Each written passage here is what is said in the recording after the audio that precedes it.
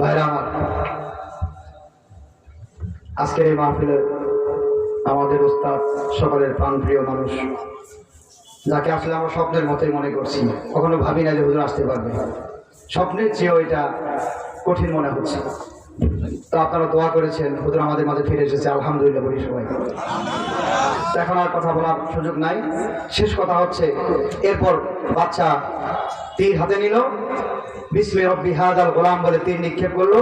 তীরটা গিয়ে যুবকের কানের একটা পাশে গিয়ে লাগলো, রক্তক্ষরণ হলো, আর সঙ্গে সঙ্গে যুবক মারা গেল। বলেন ইন্না লিল্লাহি ওয়া ইন্না ইলাইহি রাজিউন। মারা যাওয়ার পরে ওই জায়গায় যত মানুষ ছিল, বাচ্চা চেয়েছিল ইসলামকে মাটি দেওয়ার জন্য, চাপা দেওয়ার জন্য। সমস্ত মানুষ দেখলো যে এই বাচ্চা মারতে চেয়েছে, মারতে পারে নাই, কিন্তু এমন একটা রবের নাম উল্লেখ করেছে যেই রবের কারণে আজকে তাকে মারা সম্ভব হয়েছে।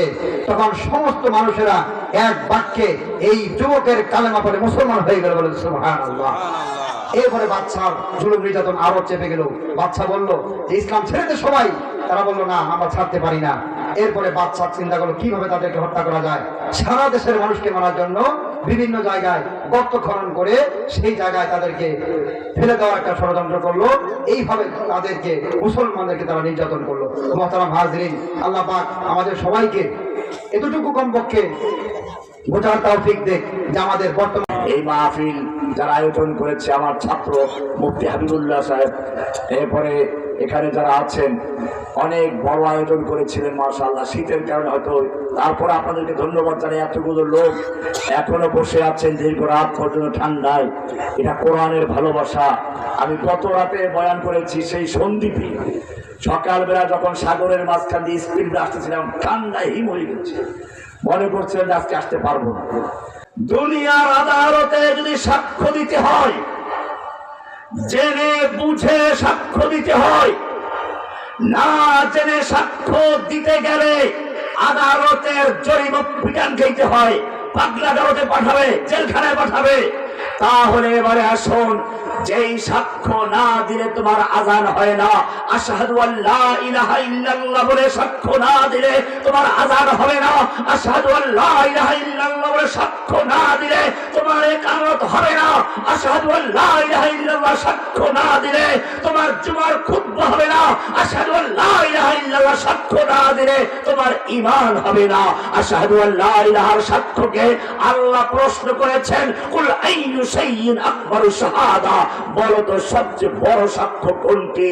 আল্লাহ নিজে প্রশ্ন করেছেন, কুল আইয়ু শাইইন আকবারু শাহাদা, বলো তো সবচেয়ে বড় সাক্ষ্য কোনটি?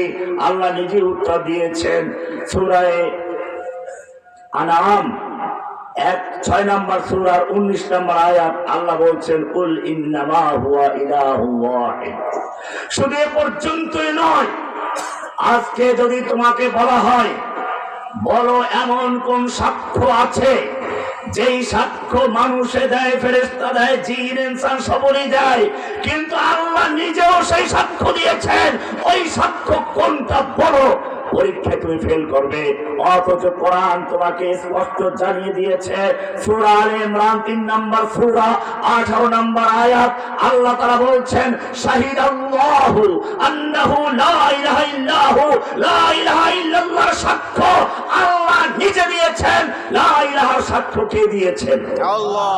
এত গুরুত্বপূর্ণ সাক্ষ্য আল্লাহ বলছেন, এটা না বুঝে দিলে চলবে না। কোরআনে সূরা মুহাম্মাদে আল্লাহ বলছেন, ফালাম আন্নাহু লা ইলাহা ইল্লাল্লাহ।